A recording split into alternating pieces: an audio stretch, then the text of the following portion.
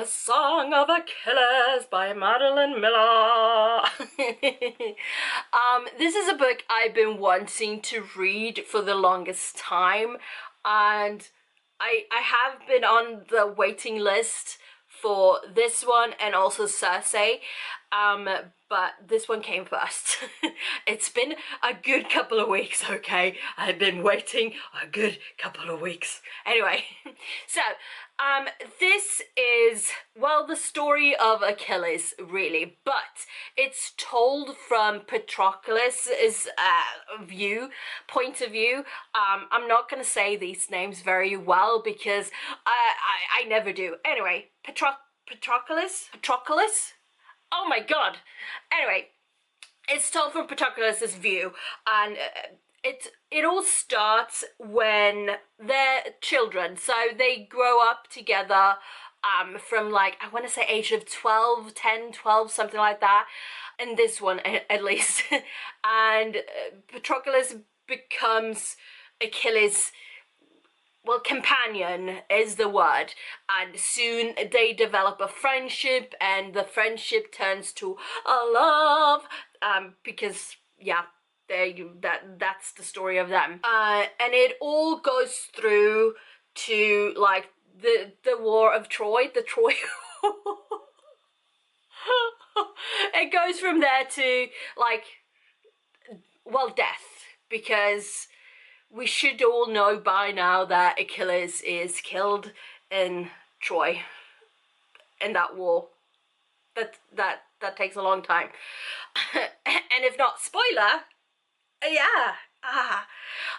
Greek mythology has always been, like, very close to me, and oh, I don't know, I just feel very comfortable and familiar with, well, most of the characters in the whole Greek myth thingamajig, but I've never really seen much of Achilles. Achilles have never been, like, the main character. He's not really the main character, but he is the main character of this book, even though it's told from like, his bestie.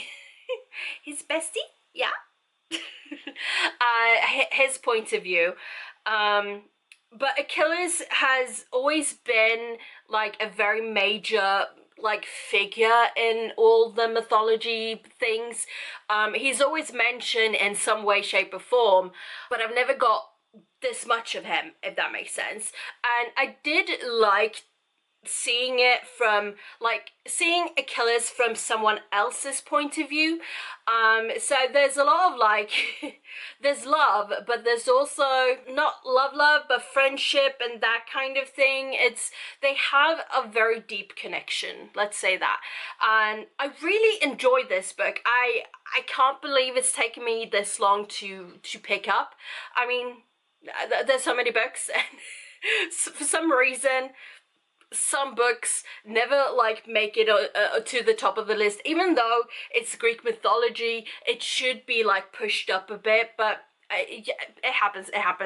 I really enjoyed this book. I really enjoyed Madeline Miller's writing, so now I'm more excited to read Circe and see all that side. I don't know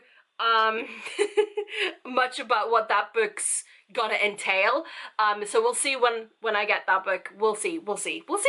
Yeah, but so far, yes, bloody love it. Take two, because I went on a ramble. Anyway, so Circe is the witch that's been exiled to Aiaia. I think that's how you say it. So we get her whole story from, like, birth and how badly she's treated by her family. And it's like, I guess she's not really seeing it at the time, but you as a reader see it and you're like, I just want to beat this son of a bitch up just for Circe, for the honor of Circe, because that poor girl,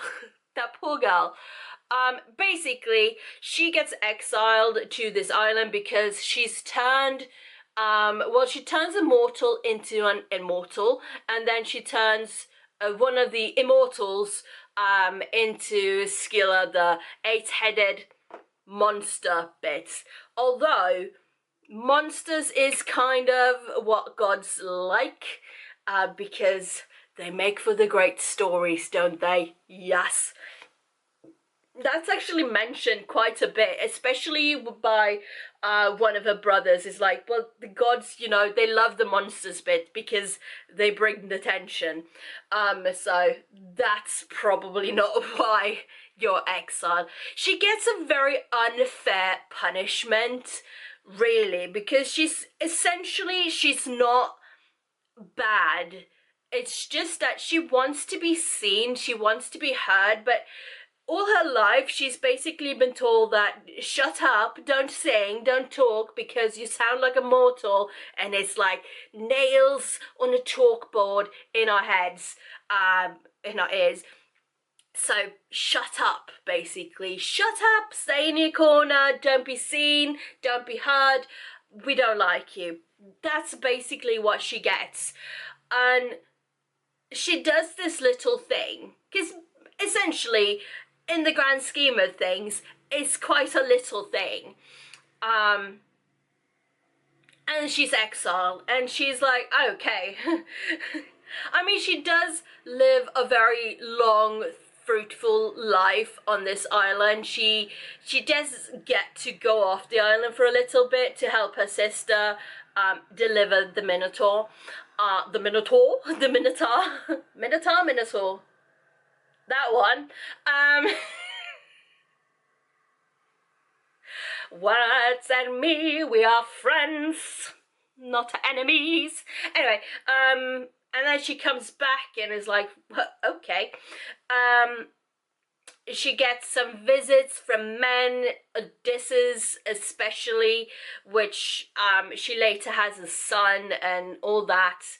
And yeah, it's a whole story. It's a very long life. But it's set in like chunks, so the time passes really quickly for us as a reader. I don't think her as a character feels it passed that very fast, but we don't get the sense of that. And not to spoil it, but like in the end of things, she does finally just stand up to her father, which is like basically what we've waited this whole book for her to do. Like finally you just put your foot down and you do what you want. And yeah I really liked it. I really like Madeline Miller's writing. This one, however, compared to the Song of Achilles, so the Song of Achilles feels more like it flows in a very different way, whereas this one, I mean, the language in it is quite similar, but this one feels more like old-timey writing, like I don't know how to explain that best, but like the older English books, like Jane Austen times and Shakespeare, where the writing was, when they explain things in the books or the plays, it's written in a very different way than we would explain it today. And you get that in this book. I mean, it works very well for the story, but it did feel at times to be a bit too much, if you know what I mean. But also it works for the story, so it's very hard to decide whether I liked it or not. If I put the book down for a bit and then picked it up, it would take me a hot second before like I got into the swing of things again. But when you're reading, just continuously reading, you're not really noticing it. So there's that. But I really liked it. I did feel Circe is very unfairly treated. But I did enjoy like seeing her side of things and not just from the men's side. uh, yeah. Obviously, the old stories are written by men who hated women. I'm just saying, okay, because, yeah. So, I read, or rather, I listened to Galatea by Madeline Miller. I'll put a little picture here so you can see. I'll scoot over so you can look at the cover instead of my very red face. Anyway, so this book is, I think it's considered a novella of such, and because it's very short, very, very short. I know there's a physical copy, and I think it's like this big. Fly away hairs, what's happening? So basically, we don't get like names in this story. We are just told the story from the perspective of the woman, as it were. So we don't get any names, but you can the names I think are stated in like the blurbs, this, because there's a lot of blurbs for this very short book. I think the names are stated, if I remember correctly, or it's stated somewhere. Anyway, we don't get names, and it's written that way for a specific reason. I can't say exactly why, because I don't remember, but I read what like Madeline Miller had said, why it was written this way. Anyway, so basically we follow the perspective of a woman. Now this woman, she wasn't born a woman, she was created from marble. Marble? Yeah. We'll say that. I think that's the word, but I'm also confusing myself. Anyway, she was created from rocks. By this, oh, what's the name of him? He sculpts these creatures, things. He sculpts, and he sort of becomes famous for this, and he wishes his wife alive or something like that.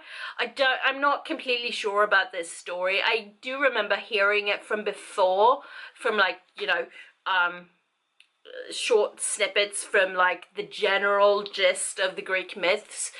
It's not really one I've, you know, been interested in, because it's well, I guess it's not weirder than any of the other stories in the myths, but you know, there's that. Now,